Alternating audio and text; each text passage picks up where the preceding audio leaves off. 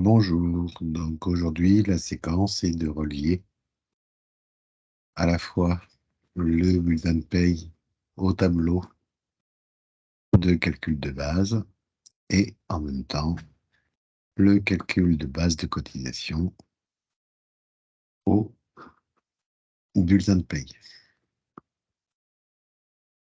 Nous avons fini la dernière fois sur cette phase-là. Nous avons d'un côté notre tableau de recul qu'il faut encore remplir à la main s'agissant de la rémunération soumise à cotisation et des heures rémunérées.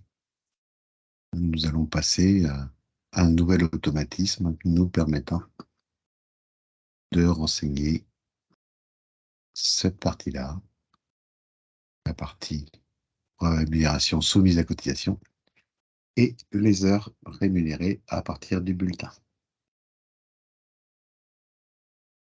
Ça se présente ainsi.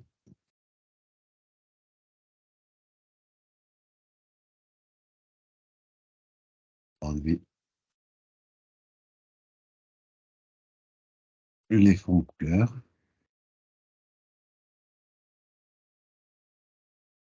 Et nous là, nous prenons un salaire avec 2000 € dans une entreprise de 54 ETP.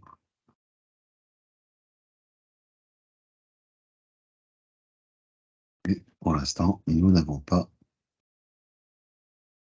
les régularisations URSSAF de noter.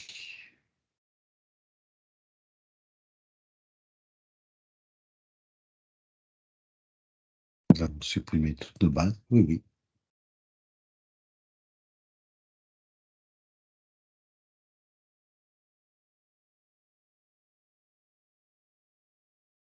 Et nous allons donc automatiser cette partie-là.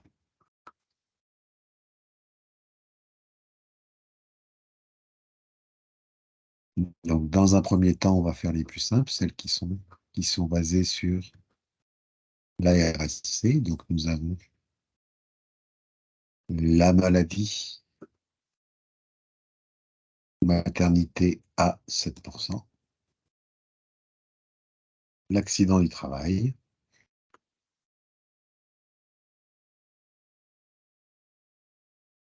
l'assurance vieillesse déplafonnée, les allocations familiales à 3,45%,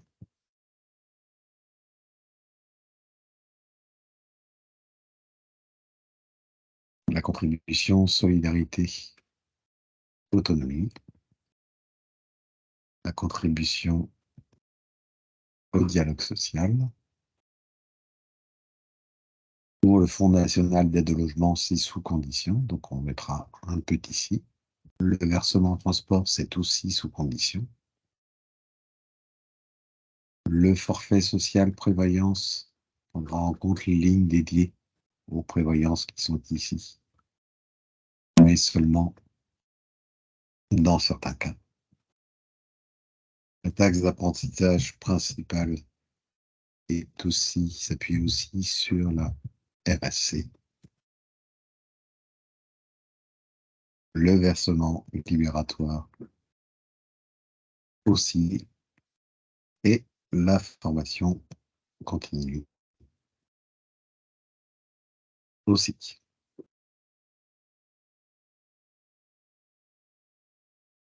Pour la formation continue CDD, il faut que la personne soit en CDD pour que le taux apparaisse.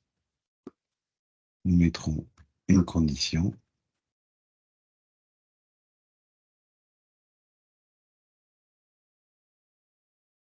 Mais la base sera aussi la rémunération du CDD.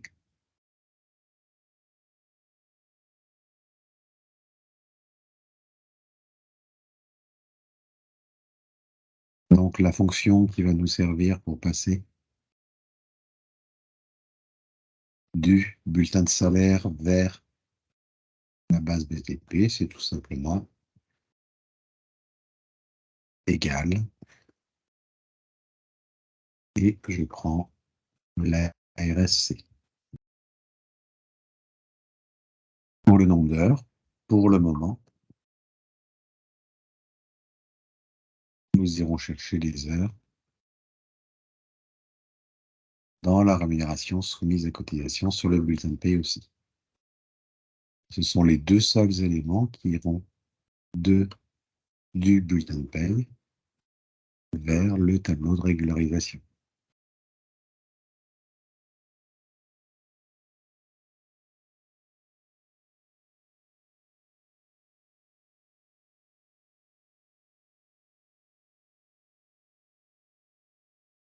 Donc, à présent, nous allons passer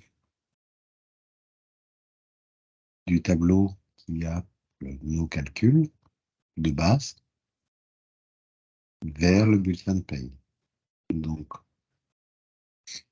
dans un premier temps, nous allons dédier une case qui va enregistrer le numéro d'ordre du bulletin. Pour l'instant, c'est 1. D'accord? Et chaque fois que nous avons fait un tableau des calculs dans ce tableau de base de régulation, nous irons chercher l'information dans ce tableau. Nous allons utiliser la fonction recherche. Donc la recherche, elle se décompose en 3 éléments. Nous recherchons quoi? Le numéro du bulletin. Nous le recherchons où?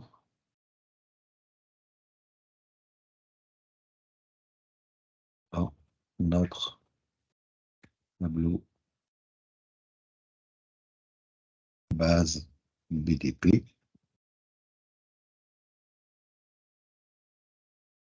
Et ce que nous voulons, la base BDP qui concerne la cotisation.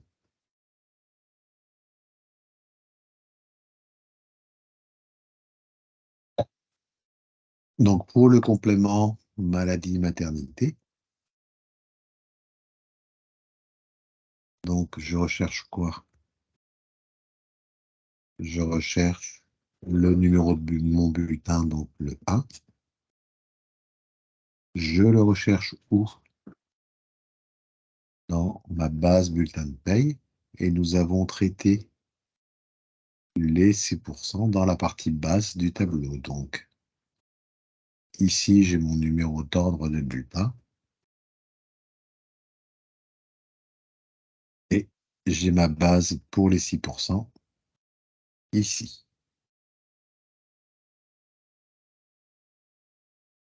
D'accord, donc je recherche quoi? Le numéro de mon bulletin. Où ça? Dans la colonne qui porte les numéros de 1 à 12. Et dans le cas présent, je cherchais ma base 6% sur le bulletin de paie. Un indicateur. Si nous commençons par le chiffre 18 et que nous terminons par le chiffre 29 dans la colonne où nous cherchons, la colonne résultat doit commencer elle aussi par 18 et se terminer par 29.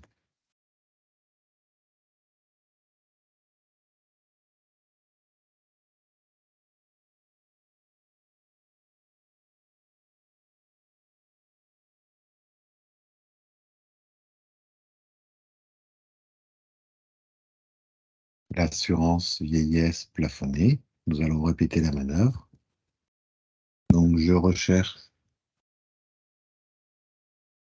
mon numéro de bulletin ou dans mon tableau base PDP et tout ce qui repose sur les plafonds est dans la partie haute du tableau que nous avons créé. Donc, ce coup-ci, je vais chercher la référence à mon bulletin entre A4 et A15 et je lui demanderai d'aller chercher ma base bulletin de paye tranche A, tranche 1, plafond de la sécurité sociale, dans la colonne I.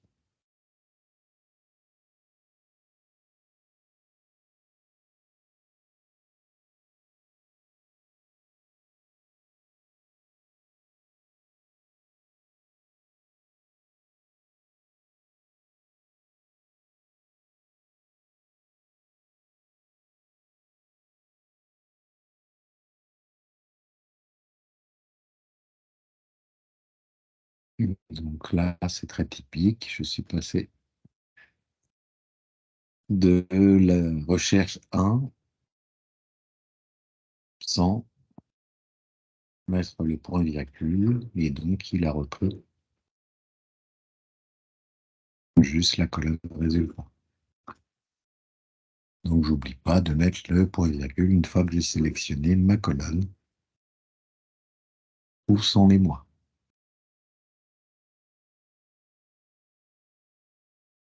Donc je vais refaire. Donc je recherche la même chose. Je recherche quoi? Mon numéro de bulletin. Où ça? Dans la partie haute de mon tableau. Et je lui demande, je n'ai pas oublié le point virgule, ce coup-ci, la base tranche A, tranche 1, PSS.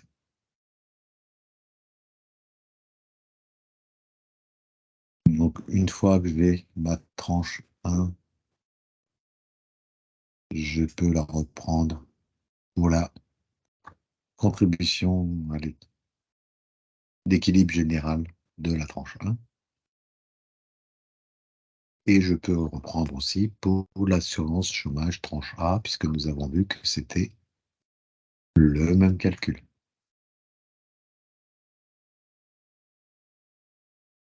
Pour la retraite complémentaire tranche 2, je vais faire cher. Je recherche quoi? Mon numéro de bulletin. Tout cela dans la partie où je me suis occupé de la tranche 2, donc la partie haute de mon tableau. Et j'envoie le résultat qui est dans la colonne haut.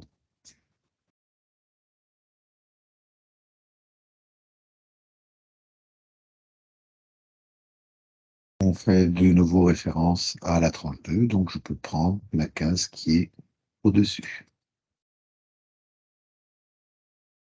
Nous avons aussi géré dans notre tableau de base la CET ici. Donc, je peux faire une fonction refaire.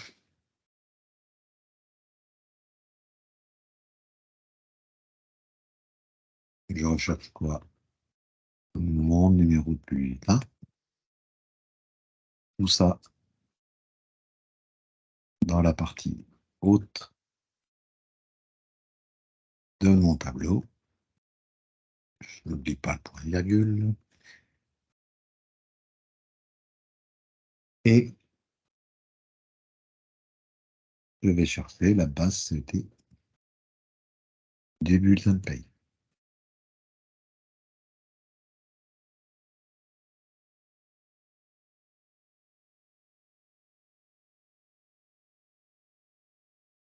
Pour le complément allocation familiale, ça s'appuie sur un calcul par rapport au SMIC. Donc, ça va être dans la partie base de mon tableau. Je recherche quoi? Mon numéro de bulletin.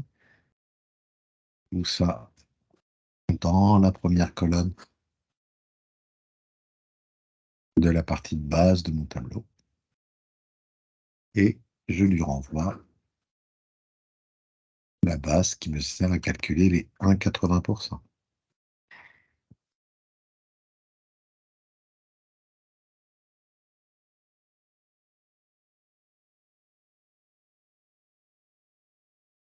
Je vais maintenant m'intéresser à l'assurance chômage tranche B. Donc, je recherche toujours mon numéro de bulletin. C'est un calcul qui s'appuie sur le plafond de la sécurité sociale, donc c'est dans la partie haute de mon tableau. Et ce coup-ci, je lui renvoie ma base tranche B.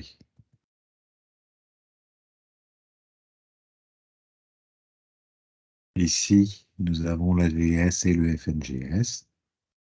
Nous avons vu que c'était l'addition de la tranche A plus la tranche B. Donc, somme. Et donc, il m'additionne la tranche A et la tranche B. Je n'ai pas besoin d'aller plus loin.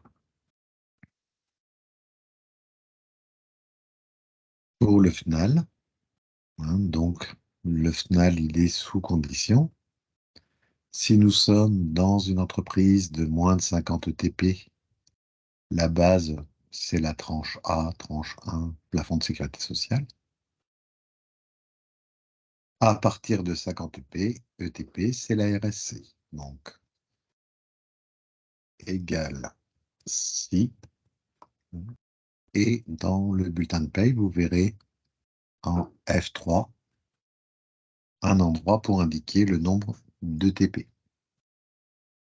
Donc, si F3 inférieur à 50, alors je prends le plafond de la sécurité sociale que je trouve en base de l'assurance vieillesse plafonnée.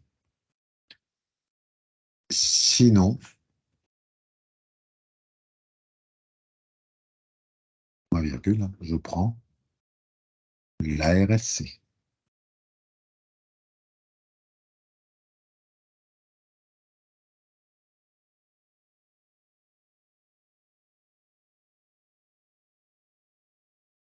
Le taux varie aussi en fonction des ETP, donc je fais le même test. Si la case où j'ai mis mon nombre de TP est inférieure à 50, alors 0,10 et j'oublie pas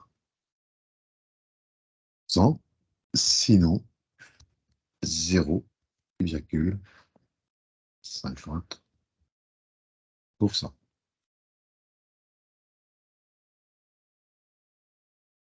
Je vérifie que ça fonctionne. Je vais mettre mon nombre de TP à 10. Et donc, je m'attends à ce que le résultat soit à 0,10. C'est bien le cas.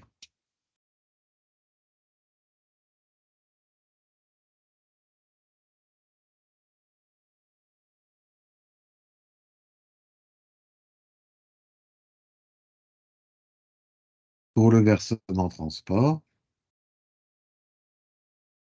ce coup-ci, le test est que l'effectif doit être à partir de 11 TP pour que la base se déclenche. Donc, je vais lui mettre égal si mon effectif est inférieur à 11, alors 0. Sinon, nous prendrons la RSC.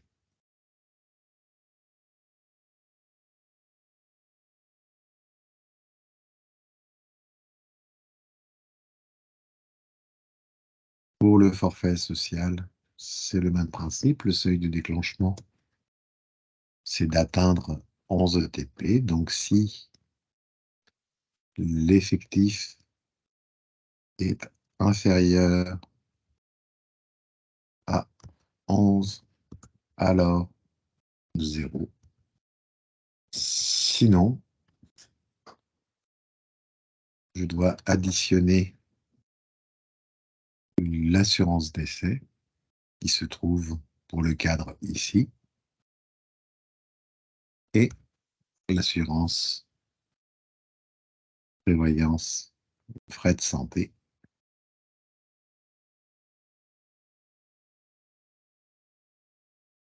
et partiellement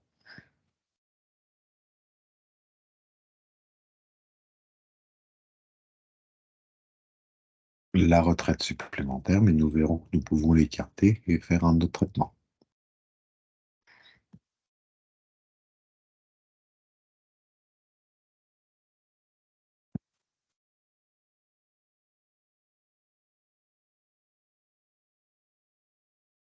Voir si ça le déclenche correctement, je mets mon effectif à 12.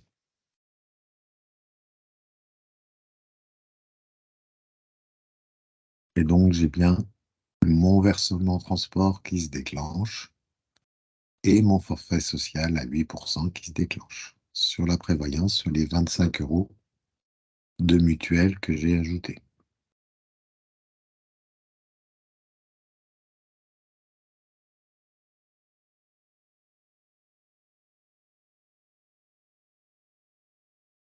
La condition que nous avons à ajouter pour le moment porte sur la formation continue. Donc, on est toujours sur le seuil de 11 salariés. Donc, si mon nombre de TP est inférieur à 11, alors le taux est à 0,55%. Sinon, il est à 1%.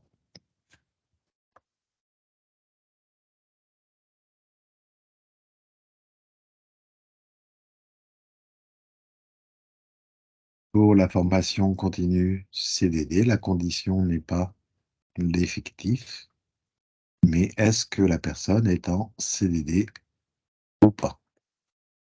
Donc, ce qu'on va lui dire, si égale si,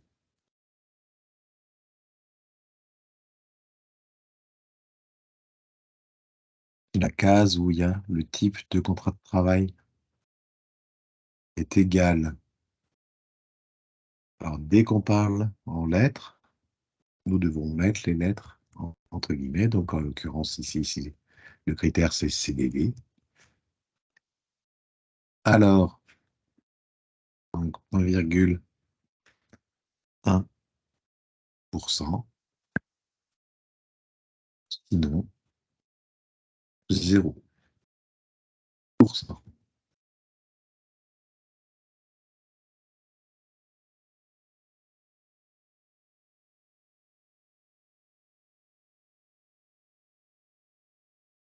Il ne nous reste plus qu'à traiter la CSG, CRDS non déductible et la CSG déductible classique. Donc, nous avons établi un tableau sur ce point. Donc, recherche. Je recherche quoi? Je recherche mon numéro de bulletin de paye. Où ça? Dans la partie haute du bulletin où j'ai géré ma CSG. Et je vais lui demander de prendre déjà la base qui gère les 98,25% et sa limite.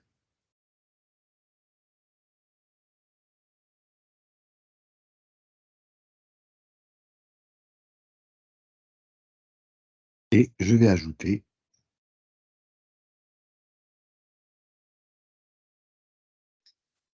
les parts patronales de prévoyance qui figurent sur le bulletin, donc l'assurance décès, la part patronale de mutuelle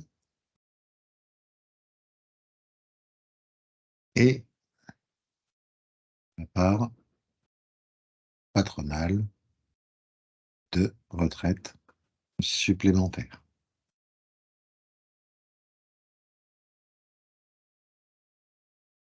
Comme la même base est à appliquer sur la CSG, CRDS non déductible classique et la CSG déductible, c'est juste à indiquer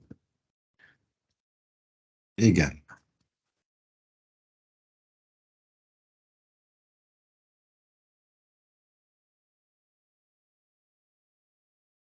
Donc, mon salaire après retenue, comme nous avons vu, c'est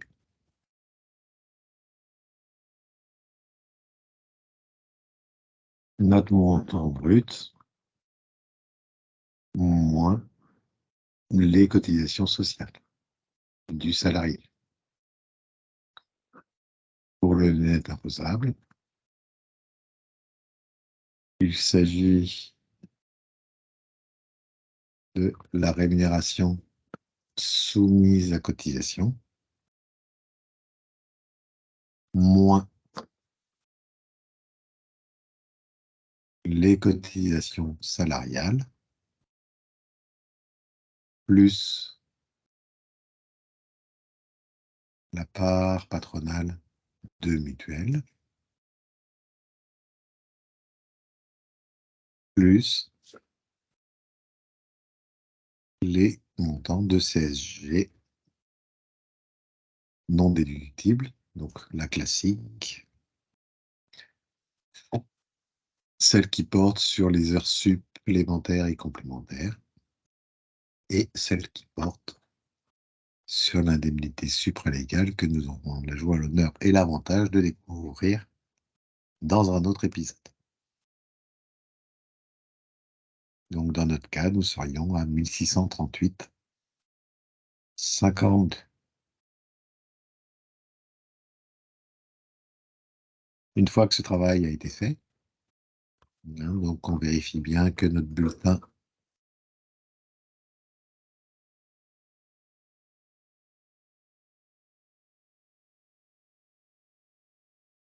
mise en page, zone d'impression, définir, on a limité au bulletin de paye pour que dans nos impressions, il n'y ait que le bulletin de paye. Et nous demandons d'ajuster à une page en largeur et en hauteur. Pour gagner de la place, je demande toujours qu'il centre horizontalement et verticalement. Et gagner en lisibilité, je mets 0 dans chacune des marches. Sauf l'en-tête.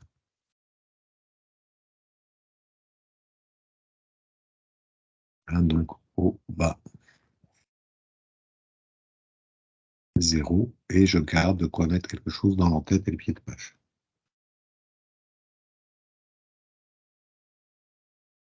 En en-tête et pied de page, il faudra prendre l'habitude de mettre son prénom et son nom. J'ajoute toujours la date.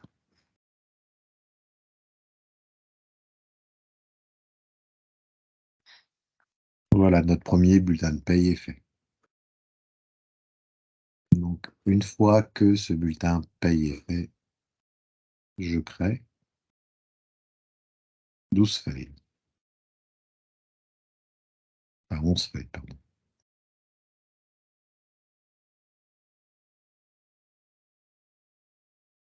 Et je les numérote.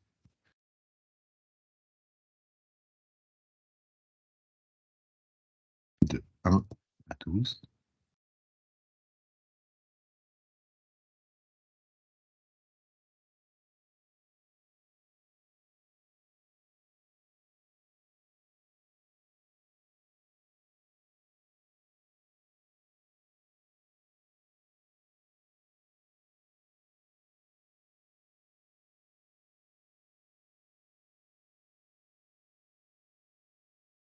Je me place ensuite sur la feuille où j'ai commencé mes travaux.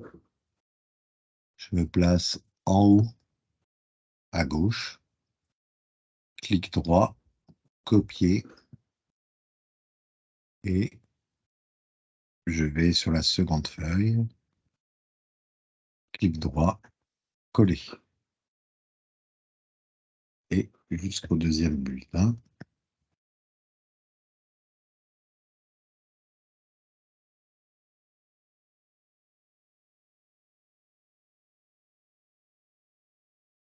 Et donc là, je vois que mes 12 bulletins sont bien remplis. À présent, je change, je mets le numéro de l'onglet dans la case où j'ai mis mon numéro de bulletin.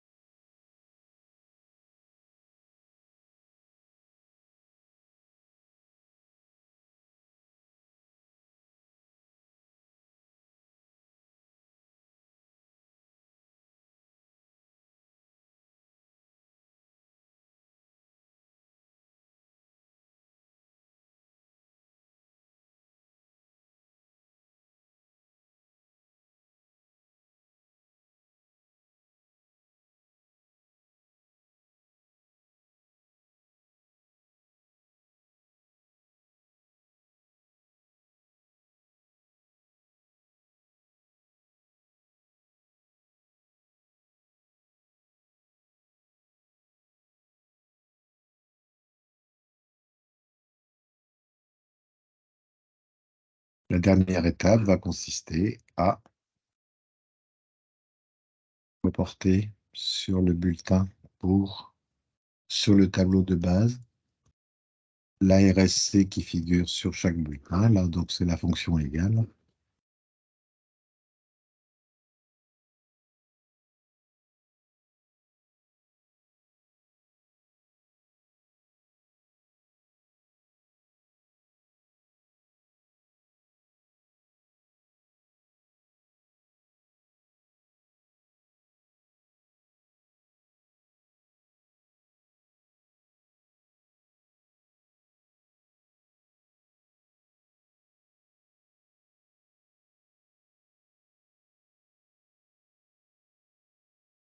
Et faire la même opération, hein. Donc, dès qu'on a reporté, on peut mettre le fond bleu,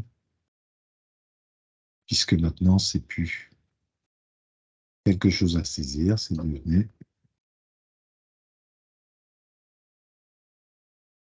une opération qui vient, une formule qui vient d'ailleurs.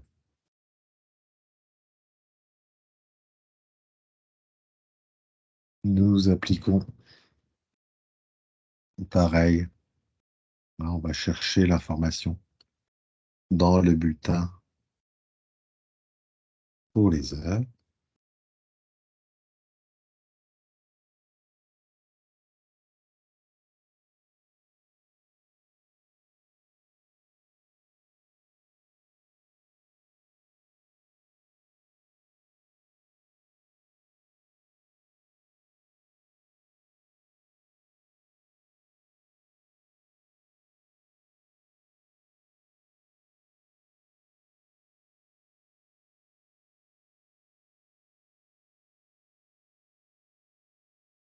Là, la manip est un peu fastidieuse, mais assez rapide.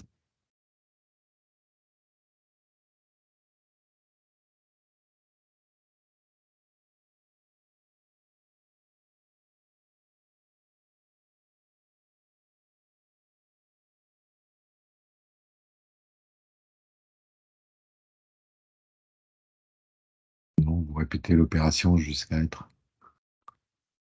au bout.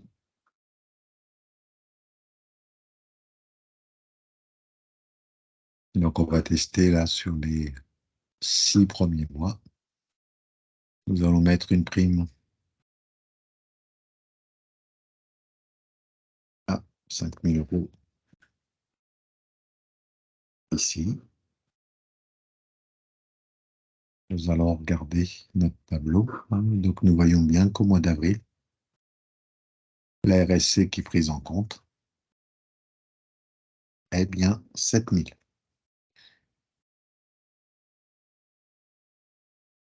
D'accord? Donc, pour finir, une petite manipulation intéressante. Donc,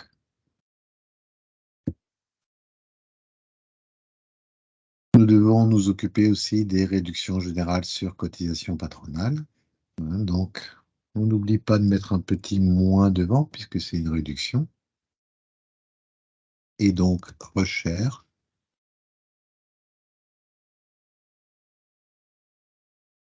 Alors, donc, pardon, excusez-moi. Avant de commencer à écrire, vous vous mettez sur le premier onglet, la feuille 1. Vous appuyez sur majuscule en dessous du cadenas. Vous mettez jusqu'à 12 et vous voyez que toutes les feuilles, tous les onglets sont devenus sur fond blanc, sauf base BDP. D'accord? Et donc ici, vous faites égal moins parce que la réduction vient en moins des cotisations patronales. Donc, recherche, je recherche quoi? Le numéro du bulletin. Je le recherche où? Dans la colonne où j'ai traité la réduction générale.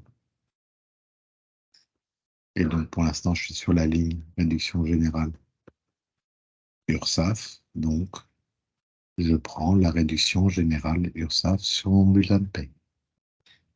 Donc normalement, si tout s'est bien passé, je devrais être à 267,63 en moins. Ça fonctionne. Je répète la manip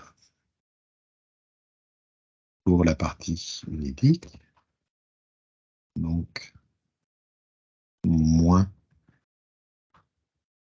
recherche. Je recherche quoi? Mon numéro de bulletin. Je le recherche où? Dans la partie basse de mon tableau. Et je lui donne cette fois comme résultat la réduction générale sur la partie chômage.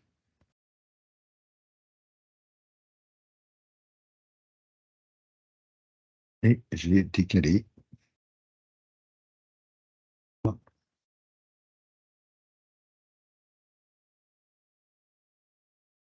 Et donc la seconde ligne, c'est la retraite complémentaire, donc égale moins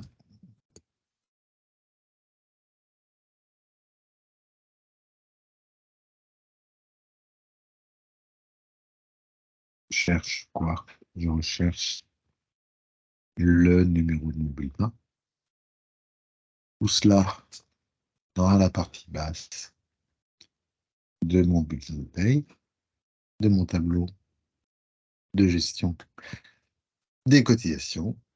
Et le résultat attendu, c'est ce que j'ai calculé comme réduction générale sur la retraite complémentaire. J'harmonise toujours en mettant en format euro.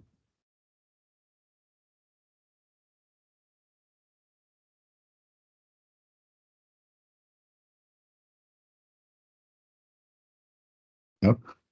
Donc j'ai bien 267,63. Et au mois d'avril, comme j'ai une grosse prime, je vais avoir une somme positive puisque je rembourse les régularisations, les réductions que j'ai eues dans les mois précédents et qui ne sont plus justifiées à arriver ce mois-là. Voilà. Donc, si vous avez réussi à en être là, je n'ai qu'une réaction à avoir. Sinon, ben, ma foi, on y retourne. Sur ce, à bientôt.